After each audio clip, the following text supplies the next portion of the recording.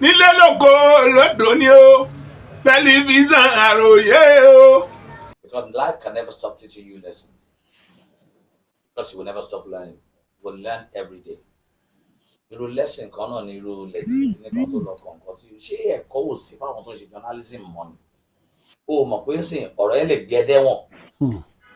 O lọ gbé fọ́tò mi sí, this is what Genesis said. Where did I mention those names? But in the name of not being bothered as a pastor that you should keep quiet, all pastors should start talking up. Speak up. Ìjọba dédé wò mí sísìn kó dédé fún mi 10 million. Ó dàṣí mi ní. Àbẹ̀yàn dédé fún mi ní Rolex 75 million. Ó dàṣí mi ní. Ìjọ tèmi àti ẹ̀ tí ń jí àbọ̀ṣọ mọ̀ ni. Lára àwọn youth tí mi ò ní gbàgbé tí mo mọ̀ pé yẹ ká máa pray for ní generation yìí, ó ní Barrister Jengbesi. Ọlá Jengbesi ó wà l'Abuja. You need to know this guy. Very calm, he's a lawyer. Ó ṣe ṣiṣẹ́ máa ṣe is a minister gan ló ṣiṣẹ́ máa ṣe àwọn tó reliable náà àwọn ọ̀dọ́ nìyẹn kò ń ṣe àwọn tí ebi ń pa wọ́n ṣe à ń wá ìròyìn o tí ì ní jẹ́ kó tutù á ní èyí ní ìròyìn ajá balẹ̀ bó ṣe ń balẹ̀ lágbé síta ayé ń bàjẹ́ lọ because when you want to write anything investigate and your story should not be one-sided there should be maturity in journalism not because of fame. Because of common code story. So kò sẹ́kọ̀ọ́ kan tí màmá kọ́ ń bẹ̀ ju pé mò ń wò wọ́n mo dẹ̀ fi wọ́n rẹ́rìn bí ayé wọ́n ṣe ń bàjẹ́ lójú mi. Mò ń wọ̀ pé ṣé lóòótọ́ lọ́lọ́run ẹ̀san kì í sùn. I will send the confession of that lady to you. Láti yẹn bá ti ẹ̀ṣẹ̀ mi rí bó ṣe àǹtí yẹn ló ṣàlàyé gbogbo bó ṣe ṣe. Èmi kan wọ̀ pé ṣé mò ń wo fíìmù ni. Torí tó bá jẹ́ lóòótọ́ màmá èmi kan tó bá kí n máa ń wọ̀rọ̀ lọ́rọ̀ ọ̀n báyọ̀ jẹ́ lójú mi ni. Mi náà ni gbogbo ò lè jẹ́ rọ́ o.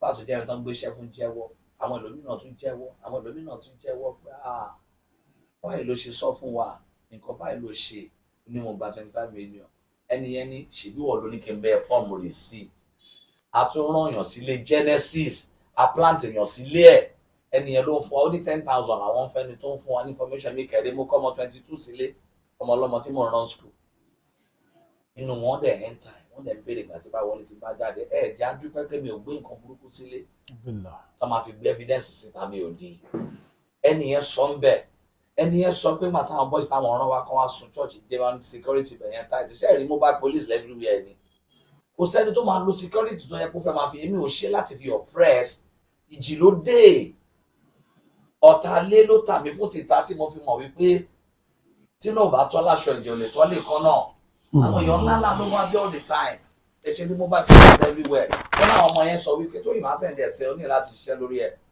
àwọn ọmọ yẹn sọ pé security church yẹn tight o a lè sùn bẹ̀ yẹn o àwọn pé gate wà bí káníná jó ń gbà yẹn náà ni nígbà tí mo wà nínú ìjì mi náà bá ní àwọn tí mo gbá wọn lọ sùn bẹ̀ meanwhile yẹn lẹ́rán yẹn wà lady yẹn àti yẹn ló jẹ́wọ́ gbogbo ẹ̀ mi ò mọ ẹ̀ṣẹ̀ tó ti ṣẹ̀ láyé sí mi àbí sẹ́nikẹ́ni àti ọmọ àti ìran tó ń bọ̀ àti ẹbí tó ń bọ̀ wọn ò jẹ́ pé wọn ò tí ì jàdá lọ́lọ́run lò gẹ́gẹ́ bí áńgẹ́lì mi ìdẹ̀mọ́rí mi nínú bẹ̀ lọ́wọ́ mi tí ẹ lọ pè mí ìbẹ́ tó dẹ̀ jáde tó ní ìwọ lágbájá tó dìde ogun sí máa ìwọ gbọ́ngàn ló gbéṣẹ́ fún wa náà ìwọ ló sọ owó kíkà fírèmù rọ́bà báyìí la ṣe fírèmù ẹ̀ ìwọ ló mú fọ́tò ló gbé báyìí ìwọ ló ní ká gbé báyìí gbogbo ẹ̀ ló wà lọ́wọ́ mi àṣẹ wọn á fa ọmọbìnrin tó dìde ọ̀tá yẹn mo fà lọ́lọ́run lọ́wọ́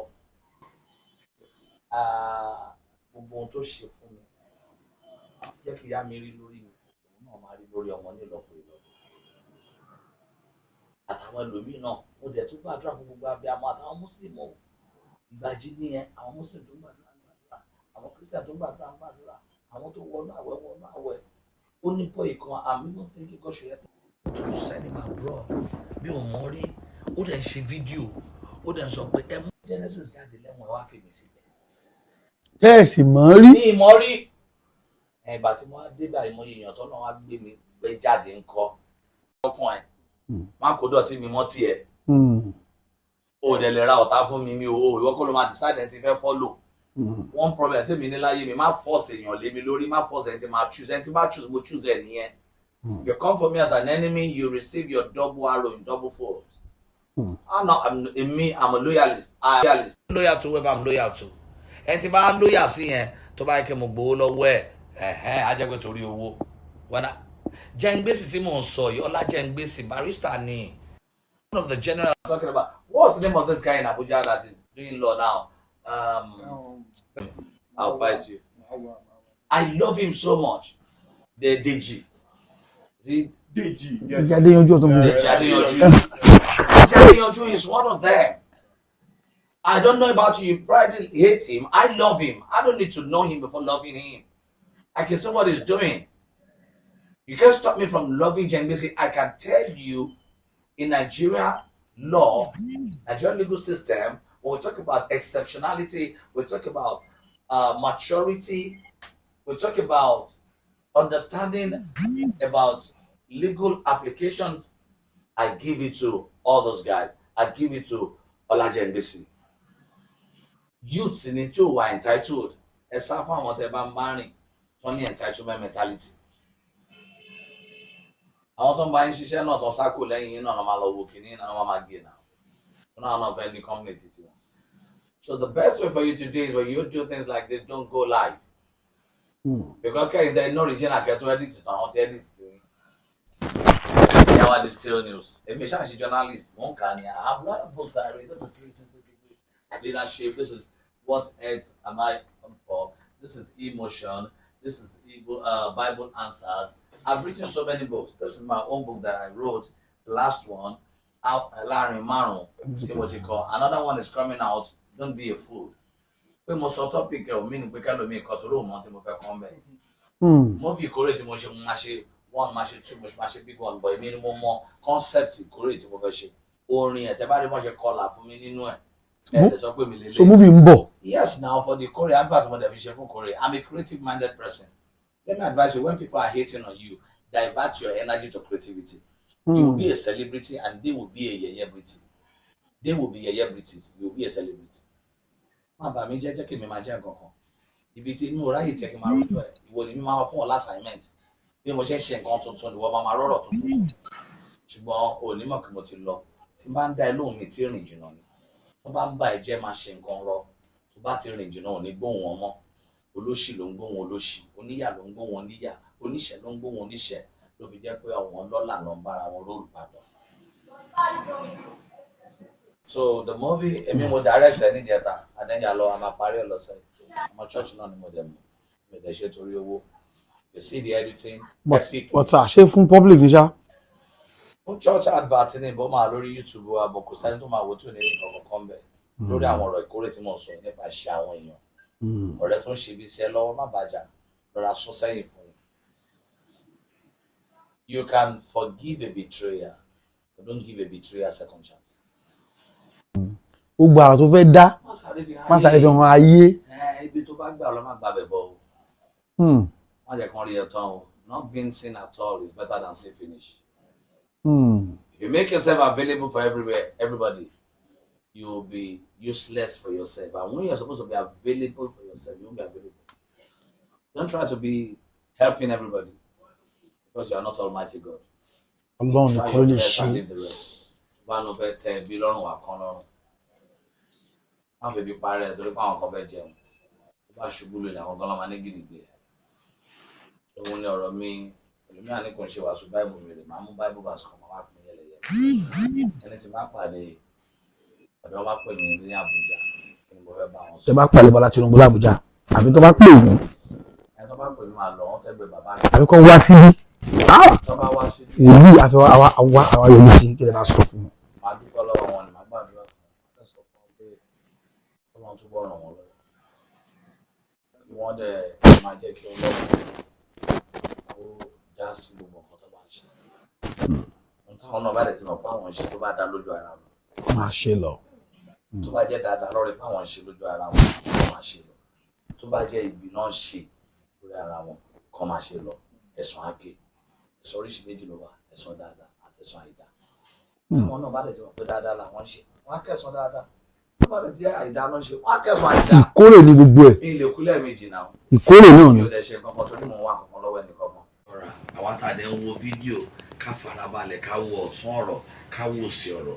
Legit, whatever it is, I'm not going to take you to court. If I want to do it, I'll tell my lawyer and it's going to be up. And I will do global media conference, or what do you call it? Everyone. And they will bring him. World conference. and I will go to NUJ. I will sue you. I will sue everybody. Where have I mentioned? Now you use my picture. What right do you have to use my picture? Mo de ní gbogbo òfin lórí ẹ̀ tí lawyer mi ti lọ gba gbogbo license tó yẹ kí n gbà. Don't use my consent without my content. My content without my consent. Yeah. My picture without my consent. Ó ní òfin tó bá lọ. Wàá kàn rán rẹ lẹ́wọ̀n. But tani mi tí mo fẹ́ máa gbèjà ara mi. Mo fún níyẹn. Èmi ni ò tún ní ṣẹlẹ̀ mọ́.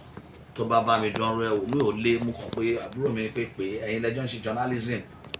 Wọ́n nẹ̀ ó ṣàgídí ó gbélé síbẹ̀. Ibẹ̀ lẹ́lòmíì ti kọ́ tiẹ̀ náà ti mú. I don't care. And as a matter of fact, nobody's my enemy. Nobody's my friend. I'm a friend to myself and I'm a blessing to myself. Tàbá ní asọ̀kò sọ́jà ó bára alẹ́ ẹni kí lára alẹ́ mi náà wá lọ́jà. Ogun ni àkàbà ògo. The only thing that can terminate your insult is your result. Tí wọ́n bá léyìn ẹ̀ ní sáré. Táwọn náà bá dẹ̀ mọ̀ kẹ́ máa ṣoríire wọn ní léyìn. Ṣùgbọ́n abanijẹ́ kí n tẹ́gbẹ́. Ohun tá a dá wọn wá ṣe nílé ayé tiwọn nìyẹn. Òun ni wọ́n ṣe ń gbé fake life láṣọ wọn ṣe ń pọ́n. Abanijẹ́ ò kì í ní fọkànbalẹ̀ torí ilẹ̀ gbígbẹ lọ́lọ́tẹ̀ ń gbé. Tó bá sọ̀rọ̀ ẹ̀ ò wálé ayé. You just have to keep moving. Don't give up. Ó ní èmi yóò tẹ́ tábìlì oúnjẹ sílẹ̀ fún ẹ níṣojú àwọn ọ̀tá ẹ̀. Tó o bá jẹ oúnjẹ lójú ọ̀tá oúnjẹ yẹn gan ò lè níyì. Ìgbà míì wá ẹ̀kọ́ tọ́ta máa kọ́ ẹ ọ̀rẹ́ ò lè kọ́ ẹ. What problems will teach you, comfort cannot teach you. When you're comfortable, everybody will be your friend. Everybody will be your friend. Well, when you face challenges, that is when you will know your friends. So choose wisely, be thankful for what they're doing. Make sure you are producing results. Make sure you are moving forward all the time. Make sure you have a mentor, you have a coach. Make sure you are decisive about where you're going. Don't pay attention to them if you want to enjoy your destination, because you are the one who's got revelation about your destination. Me love Bible school, me love school of theology, me love university, me love polytechnic. I developed myself. It's called personal development. I have written books and I'm reading books. I'm reading books a whole lot. This book is crazy. What is wrong with being black? That is why I'm so proud to be a black man. I read about identity here.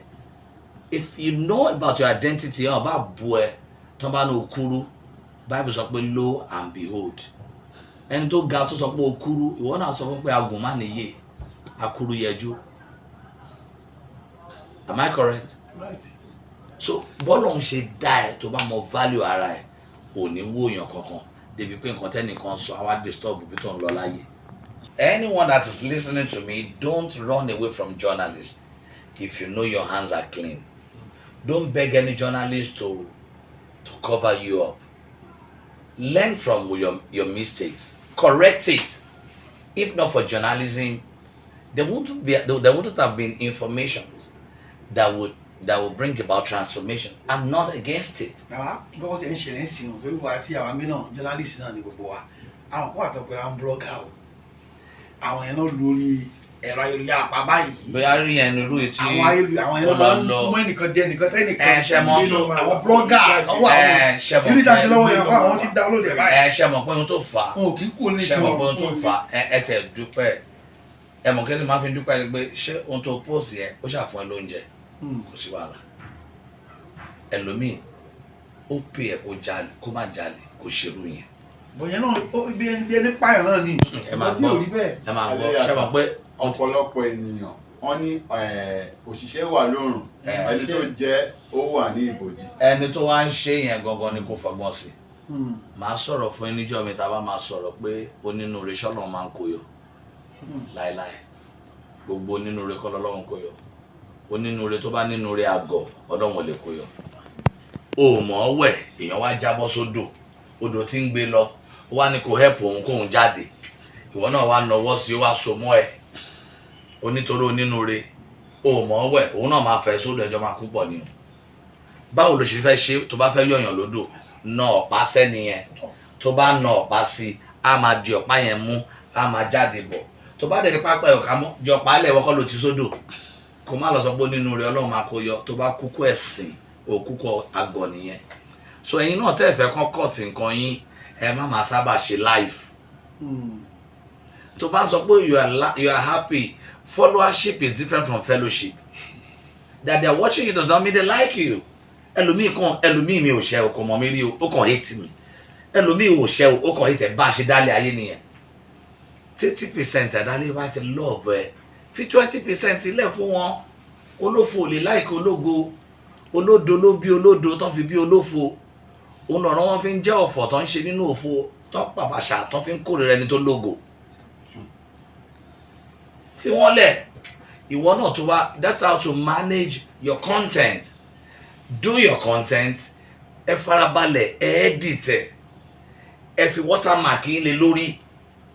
Kí ló kó bá Nigeria movie? Wọ́n ti ya movie tán Monday wọ́n ti gbé sí Nigeria Tuesday. American movie ṣe ń ya tiwọn lọ 2 years. Ọdún kan wọ́n ṣe ń ya lọ. Màá máa wo movie tó jọ eré ìwé káníwọ̀ ni bàbá. Yé ó gbá mi létí o. Kí ló dé? Inú ń bí mi ni. Mo ti kú o. Ṣé fíìmù ni? Because movie tèmi gan ti máa jáde very soon. So lákòótán okay. Àti ìkótán. Àròyé tẹlifíṣàn Akínyìndé gbẹ̀gbọ́n ó ti dé ó ní ẹ máa wò nígbà gbogbo.